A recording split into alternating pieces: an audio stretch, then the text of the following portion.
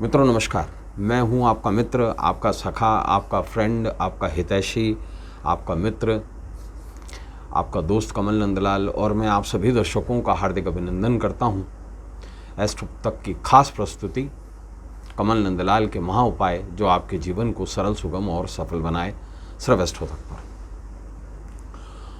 दोस्तों, आज जिस विषय को हम महा उपाय में लेकर आए हैं वो हमारे जीवन से बहुत बहुत खास तरीके से जुड़ा हुआ है।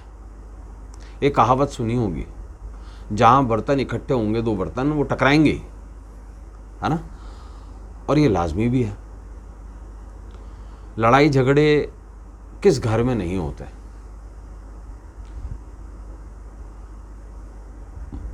देखिए, मतभेद भी होना लाजमी है, लेकिन लड़ाई झगड़े एक सीमा से जब बढ़ जाएं तो वो विवाद बन जाते हैं। आज का जो हमारा विशेष विषय है वो है लड़ाई झगड़े से हैं परेशान तो करें नागर मोथा का महा उपाय। हम इस पर बात करते हैं। देखिए, लड़ाई झगड़े क्यों हैं और कमल नंदलाल के महा उपाय का एक उद्देश्य आपको बता देता हूँ। बहुत सरल तरीके से चीज़ों को डील करना है। कोई बड़े बड़े उपाय नहीं, कोई तामझाम नहीं, कोई अनुष्ठान नहीं, बहुत सरल माध्यम से चीज़ों को सॉल्व कर देना। तो आज हम जिस विषय को लेकर आए हैं आपके सामने वो लड़ाई झगड़ों से जुड़ा हुआ है। अब बड़ी एक आम सी बात है, लड़ाई झगड़े क्यों? देखिए, लड़ाई झगड़े होते हैं जब हमारा मत दूसरे मत से नहीं मिलता, हमारे विचार दूसरे विचार से नहीं मिलते, दूसरे के विचार से। यही कारण है लड़ाई और झगड़े का। दूसरा कारण है ईर्ष्या। जैसे आज मान लीजिए मैंने एक पूजा पाठ के आर्टिकल्स की दुकान डाली और मेरे पास में ही किसी दूसरे ने भी डाल ली, सामने भी डाल ली।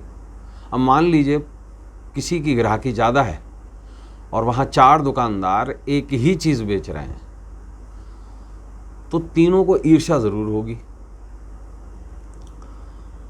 लड़ाई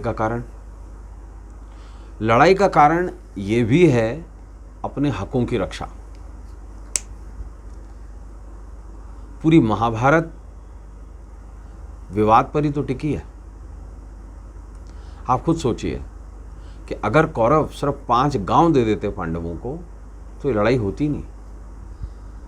स्वयं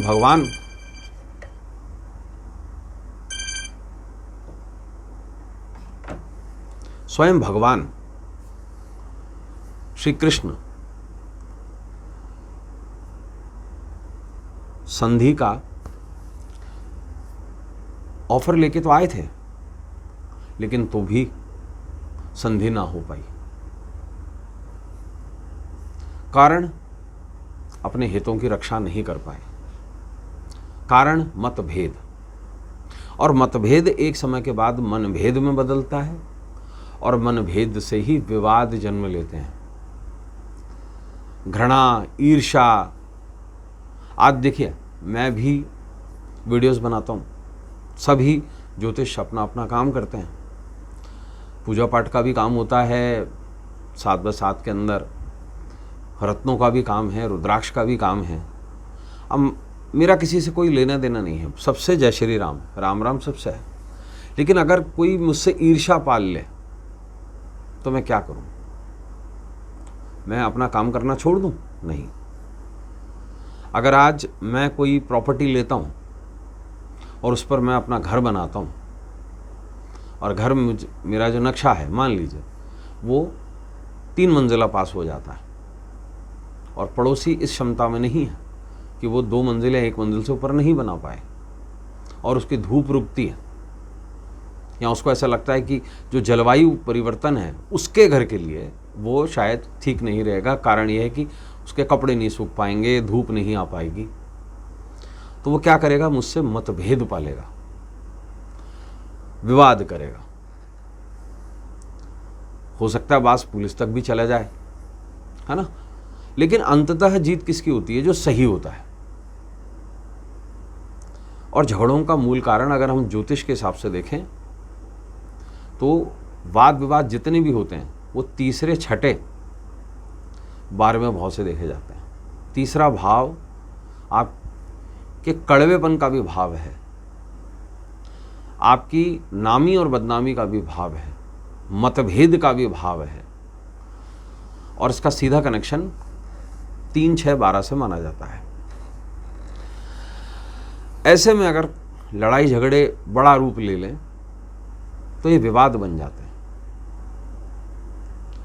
तो ऐसे में क्या किया जाए? देखिए, मान लीजिए अगर हम वैदिक ज्योतिष के माध्यम से किसी वाद विवाद को सुलझाना चाहें तो हमारे पास में एक माध्यम है बगलामुखी। तो क्या हर व्यक्ति बगलामुखी अनुष्ठान अफोर्ड कर सकता है? कोई ऐसा एकल मंदिर जहां सवा कोस में कोई दूसरा शिवालय ना हो, उसके लिए कुछ नियम और शर्तें हैं। आगम तंत्र में ये चीज़ दी हुई है कि ऐसा शिवालय ढूंढा जाए जहां सवा कोस पर और कोई शिवालय ना हो। वो स्थान जो है वो मनुष्य रहित हो, जंगल वंगल, और निरंतर जितने भी दिन ये अनुष्ठान चलता है सभी लोग पीला खाएंगे, उस मंदिर के फर्श को भी पीला किया जाएगा, सभी लोग हल्दी के पानी से स्नान करेंगे, जो गागर जिसमें पानी पिएंगे वो भी पीतल की होगी, वहाँ बल्ब जो लगेंगे लाइट के, अगर लाइट, क्योंकि उस ज़माने में तो लाइट होती नहीं थी, तो वो भी पीले होंगे, बिना सिले कपड़े पहने जाएंगे, महिला पुरुष बिना सिले ही कपड़े पहनेंगे। तो कई जगह वैदिक एस्ट्रोलॉजी के कुछ नियम आ जाते हैं, और ऐसे नियम जो मानना संभव नहीं है आज के युग में, करते हैं कुछ लोग। हम जैसे लोग जो अगर अपन एस्ट्रोलॉजी से चलेंगे तो करते हैं। तो ऐसे में प्रश्न उठता है कि ये जो लाखों रुपए हैं, अब जो बगलामुखी का हवन होता है वो नमक से होता है, पीली सरसों से होता है, नागर मोथे से होता है। आपने नाम शायद ये पहली बार सुना होगा। और